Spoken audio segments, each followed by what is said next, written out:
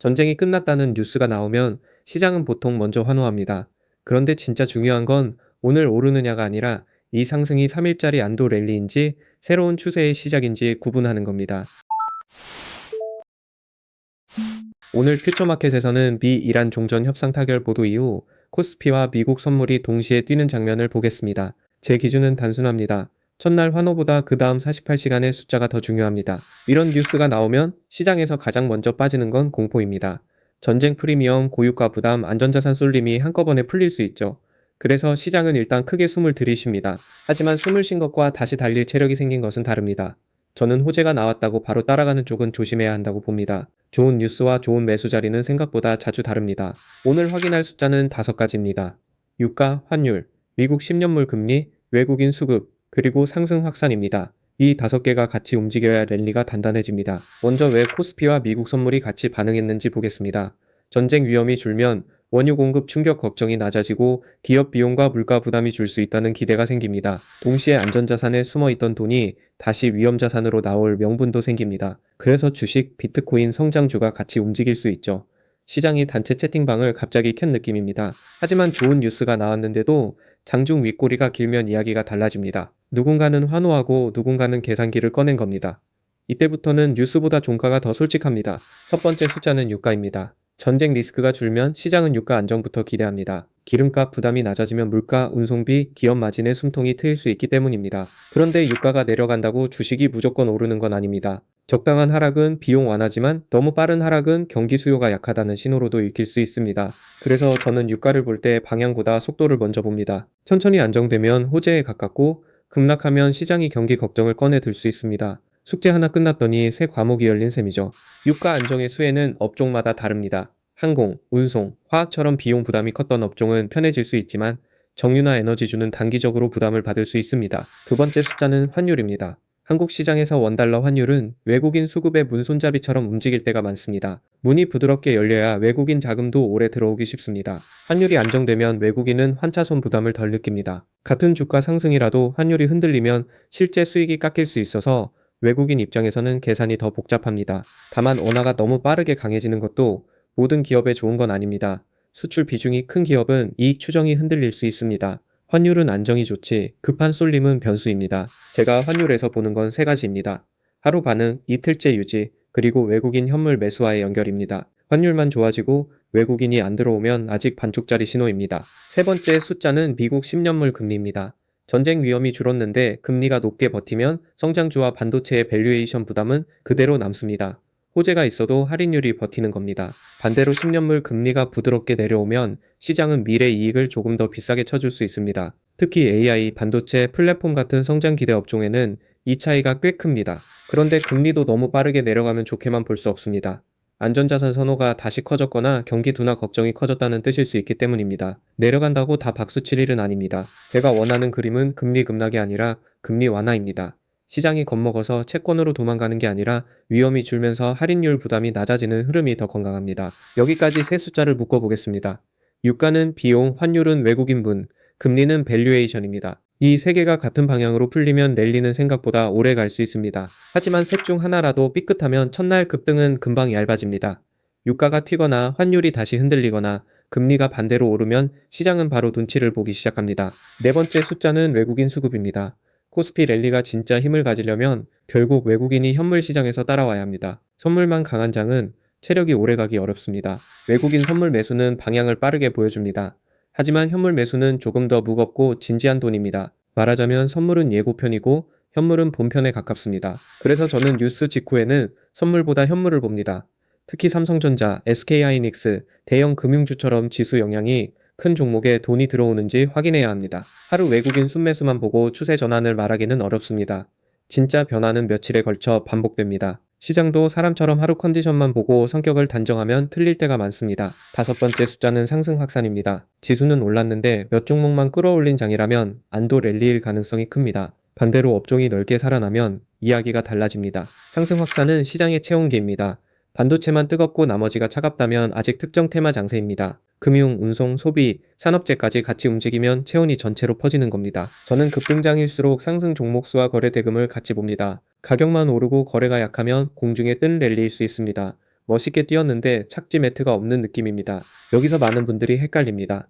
지수가 오르면 내 종목도 오를 거라고 생각하지만 실제 장에서는 돈이 먼저 들어가는 자리와 늦게 반응하는 자리가 갈립니다.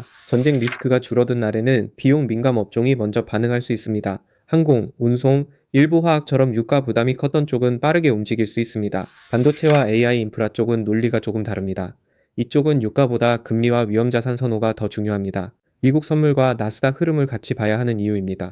방산과 에너지주는 반대로 복잡합니다. 지정학 리스크가 프리미엄이었다면 일부 되돌림이 나올 수 있습니다. 하지만 장기 수주나 실적이 받쳐주면 단순하게 빼고 볼 필요는 없습니다. 결국 업종 판단은 뉴스 제목이 아니라 이익 경로입니다. 유가가 내려서 비용이 줄어드는 기업인지, 금리가 내려서 밸류에이션이 좋아지는 기업인지, 프리미엄이 빠지는 기업인지 나눠야 합니다. 비트코인 급등도 같은 맥락에서 봐야 합니다. 비트코인이 먼저 뛰면 위험자산 선호가 살아난 신호일 수 있습니다. 다만 레버리지와 쇼커버가 섞이면 실제 체력보다 속도가 과장될 수 있습니다. 비트코인은 시장의 감정 온도계에 가깝습니다. 온도가 올라간 건 맞지만 건강한 체온인지 열이 나는 건지는 따로 확인해야 합니다. 체온계만 보고 운동 계획을 짜면 곤란합니다. 스페이스X 시총 2조 달러 기대감 같은 이야기도 마찬가지입니다. 거대한 성장 스토리에 돈이 몰린다는 건 위험 선호 회복을 보여주지만 특정 이벤트가 유동성을 빨아들일 수도 있습니다. 그래서 저는 비트코인과 스페이스X를 보조 신호로 봅니다. 시장 심리가 살아나는지 확인하는 데는 좋지만 코스피 추격 판단의 본 기준은 유가, 환율, 금리, 외국인, 확산입니다. 이제 전략으로 넘어가 보겠습니다. 제 관점은 분명합니다. 첫날 급등을 전부 놓쳤다고 생각할 필요도 없고 첫날 급등을 전부 따라갈 필요도 없습니다. 첫날은 뉴스의 날입니다. 둘째 날은 가격의 날이고 셋째 날은 수급의 날입니다. 적어도 48시간은 봐야 시장이 진짜 마음을 바꿨는지 알 수 있습니다. 이미 주식을 들고 있는 분이라면 첫 질문은 이겁니다. 내 종목이 이번 뉴스로 이익 전망이 좋아지는 종목인가? 아니면 그냥 시장 분위기에 같이 뜬 종목인가? 이익 전망이 좋아지는 종목은 보유 논리가 강화될 수 있습니다. 하지만 분위기만 따라 오른 종목은 상승이 빠르게 식을 수 있습니다. 파티 음악이 끝나면 춤 실력도 드러납니다. 현금 비중이 큰 분이라면 더 조심해야 합니다. 뉴스 직후 급등장에서 모든 종목이 기회처럼 보이지만 실제로는 가격표가 갑자기 바뀐 매대와 비슷합니다. 이럴 때는 따라갈 종목을 찾기보다 내려오면 확인할 가격과 숫자를 정하는 게 낫습니다. 시장이 한번 흥분하면 좋은 자리도 다시 줄 때가 있습니다. 수익 중인 분은 일부 이익 실현을 고민할 수 있습니다. 다만 이것도 기계적으로 할 문제는 아닙니다. 상승 이유가 단기 뉴스인지 실적 개선인지 구분해야 합니다. 손실 중인 분은 더 어려운 상황입니다. 급등이 오면 본전 생각이 커지고 판단이 흐려질 수 있습니다. 이때는 계좌 감정이 아니라 남은 근거를 다시 적어야 합니다. 제가 가장 피하고 싶은 행동은 뉴스 제목만 보고 추격하는 겁니다. 종전 협상, 급등, 선물 상승 이런 단어가 붙으면 마음이 급해지죠. 하지만 시장은 급한 사람에게 친절한 편이 아닙니다. 두 번째 실수는 종목명만 따라가는 겁니다. 같은 반도체라도 메모리, 장비, 기판, 팹리스의 반응 이유가 다릅니다. 이름표가 비슷하다고 같은 차를 탄 건 아닙니다. 세 번째 실수는 단기 호재를 장기 실적으로 착각하는 겁니다. 전쟁 리스크 해소는 할인율과 심리에 도움을 줄 수 있지만 기업의 매출과 마진은 따로 확인해야 합니다. 그럼 48시간 체크리스트를 정리해 보겠습니다. 첫째, 유가가 안정적으로 내려오는지 봅니다. 급락보다 완만한 안정이 주식시장에는 더 편한 그림입니다. 둘째, 원달러 환율이 흔들리지 않는지 봅니다. 환율이 안정되고 외국인이 현물을 사면 신뢰도가 올라갑니다. 반대로 환율만 요동치면 랠리는 쉽게 얇아집니다. 셋째, 미국 10년물 금리가 과하게 튀지 않는지 봅니다. 금리가 다시 오르면 성장주와 반도체는 부담을 받을 수 있습니다. 호재가 있어도 할인율이 버티면 속도가 둔해집니다. 넷째, 외국인이 선물뿐 아니라 현물도 사는지 봅니다. 특히 지수 대형주에 반복적으로 돈이 들어오는지가 중요합니다. 하루 반짝은 박수일 수 있고 반복 매수는 표정 변화입니다. 다섯째, 상승이 몇 종목에만 갇히지 않는지 봅니다. 지수는 오르는데 상승 종목 수가 약하면 좁은 랠리입니다. 업종이 넓어져야 시장이 조금 더 자신감을 가진 겁니다.